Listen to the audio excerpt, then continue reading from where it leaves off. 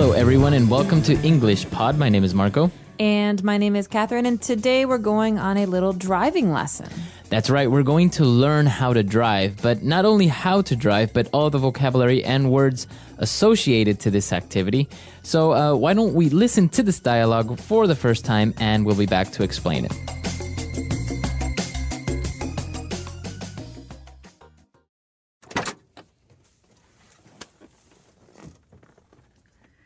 Okay, I'm ready for my driving lesson. Should I start the car? Hold on there, Fittipaldi. First, let's go over things one more time. Now, before you even think of starting the car, make sure your seat is at a comfortable position and you can grip the steering wheel firmly. Next, check your rear view mirrors to make sure you can see properly. We've been through this a million times. Let's get going already. I'm ready. Fine. Start the car. Okay, now gently step on the clutch and shift to first gear. Good. Now accelerate gently and let go of the clutch as you do it. There we go. Good. I'm doing it. I'm driving. This is awesome. Let's turn some music on. Keep your eyes on the road. No music. We are coming up to a red light. Step on the brakes. What are you doing? I said the brakes. Look out for those people. Get off the sidewalk. Get out of my way. Oh, this is just like playing video games. It's the police. Pull over. They'll never take me alive.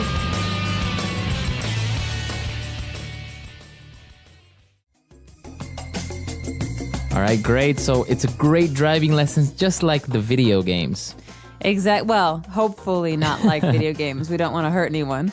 But that comes a little bit later. First, let's check out some of these very important phrases in today's language takeaway. Language takeaway. All right, so on language takeaway, we have 5 words for you today, starting with the first one, the steering wheel. Okay, steering wheel. So this comes from the fact that we have a wheel that we use to turn the car left and right. Mm-hmm. And so that's called to steer, to change the direction of something. So the verb to steer is to take it left or right. Exactly. So steering wheel is the instrument that we use to change the car's direction. Very good. And, well, apart from this instrument, also in order to look to other cars that are behind you, you would look at your rear view mirror. Great. So rear view mirror. This is a mirror that you have in front of you in the middle of the car, and you look at this mirror to find out if there are cars behind you. So it's a rear view. That means you're looking at the back. Rear means back or behind. What about the mirrors that are on the side of the car, on the doors? Those are called side view mirrors. Side view mirrors. Very literal. Mm-hmm. Okay, very good. And well, moving on, he was instructing her on how to drive, and he said, step on the clutch.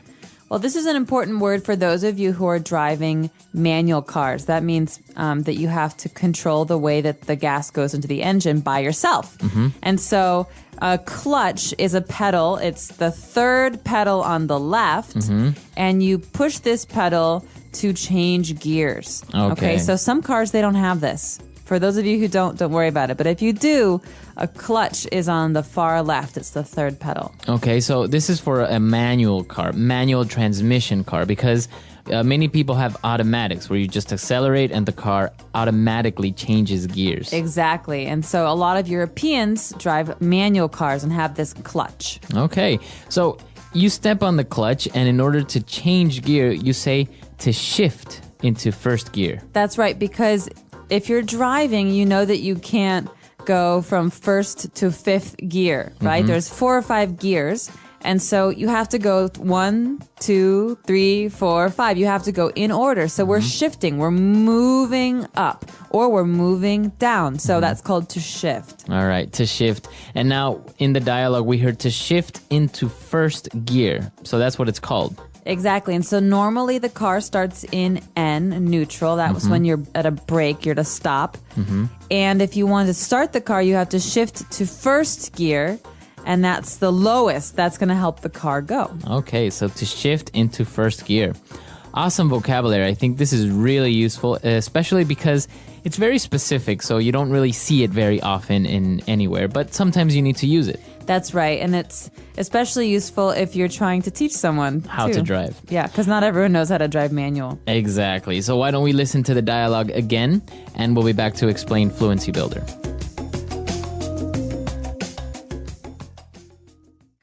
Okay, I'm ready for my driving lesson. Should I start the car? Hold on there, Fittipaldi. First, let's go over things one more time. Now, before you even think of starting the car, make sure your seat is at a comfortable position and you can grip the steering wheel firmly. Next, check your rear view mirrors to make sure you can see properly. We've been through this a million times. Let's get going already. I'm ready. Fine. Start the car. Okay, now gently step on the clutch and shift to first gear. Good. Now accelerate gently and let go of the clutch as you do it. There we go. Good. I'm doing it. I'm driving. This is awesome. Let's turn some music on.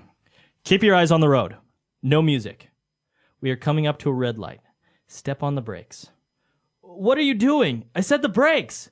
Look out for those people. Get off the sidewalk. Get out of my way. Oh, this is just like playing video games. It's the police. Pull over. They'll never take me alive. All right, we're back. So now why don't we take a look at 4 key phrases in Fluency Builder. Fluency Builder. Well, the first phrase is maybe the most important when driving. It's the first thing you do. You start the car. All right, so you don't say you turn on the car, right? No, so you put the key in the ignition and you start the car. That means you turn it on. What about when you want to turn off the car, turn the car off? You say stop the engine. Stop the car. Stop the car. Stop Yeah, the stop the engine. Stop the engine, right? All right, very good. Moving on, our next phrase is a million times. Why is this a phrase, a million times? It's pretty literal, right? We've been through this a million times. Well, no, it's not literal. Otherwise, I think I might kill the person, because a million times means that we've had this same conversation many times. But you can't actually have it a million times. That's way too many. So it's an exaggeration. Yeah, it's a way to say a lot. So A lot. I've heard him say this a million times. I've heard this story a million times. Or I've done this. I've turned the car on a million times. Okay, awesome. And now, well, they were driving and they heard a police siren and the guy told her to pull over. Okay, so this is a very common car phrase again, especially when you're dealing with the police. So to pull over means to slow the car down and to stop it on the side of the road. Mm-hmm. So you could hear a policeman say, pull over. So pull over your car. That means slow down and stop the car on the side. Because obviously you can't stop in the middle of the road. Right. So sometimes your mobile phone will ring as well, and you don't have a hands-free, so you have to pull over to the side so you can pick up the phone, usually, right? Exactly. Or you could say, hey, Mom, could you pull over? I have to use the restroom. Exactly. Awesome. All right, and our last phrase for today is to take me alive, to take someone alive. They'll never take me alive. All right. That's what the character says. And so this is a phrase that we use when we're talking about people who are running away from the law. Mm-hmm. So he says, they'll never capture me. And if they do, I'll be dead. So he's saying either I run free or I die. All right. So to take someone alive is basically that. But is it literal? Would you say? No, this is not literal. He's saying they'll never catch me. Okay, very good. All right, so that's all the phrases we have for today. Why don't we listen to this dialogue for the last time, and we'll be back.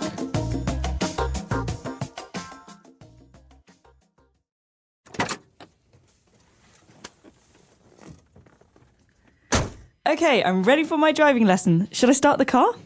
Hold on there, Fittipaldi. First, let's go over things one more time. Now, before you even think of starting the car, make sure your seat is at a comfortable position and you can grip the steering wheel firmly.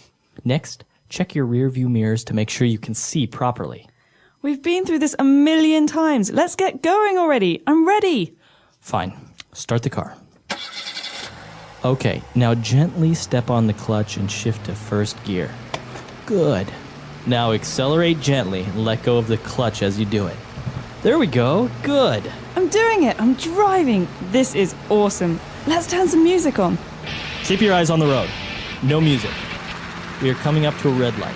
Step on the brakes. What are you doing? I said the brakes. Look out for those people. Get off the sidewalk. Get out of my way! Oh, this is just like playing video games. It's the police!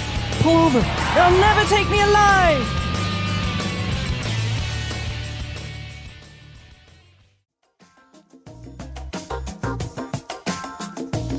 All right, we're back. So driving now, this is interesting because as you mentioned, a lot of people in America usually have automatic transmissions, whereas in Europe, maybe they have manual transmissions. Exactly. Is there a reason for that, do you think? I'm not sure what the reason would be. I think a lot of American car makers manufacture more automatic cars in general. Some people say that it's because people in America are less concerned with gas. But if you have a manual transmission, you can actually conserve a bit of gas. And so because gas prices in Europe are higher generally, more people are interested in having manual transmissions. Also, I remember when I was younger, my dad always bought cars that had a manual transmission because he said that if ever they break down, it's much easier and cheaper to fix in a car that has a manual transmission than it is to fix an automatic one. That's right. Well, and I personally think that it's better to learn how to drive on a manual transmission car because you can drive any car afterwards. But if you learn an automatic, you'll never know how to drive a manual. There was also a case on television recently about a small child that actually the dialogue is based on it is he took his dad's car and he was like 7 years old and he was driving and was being chased by the police. No way. And then he pulled into his house and got out of the car and ran into the house.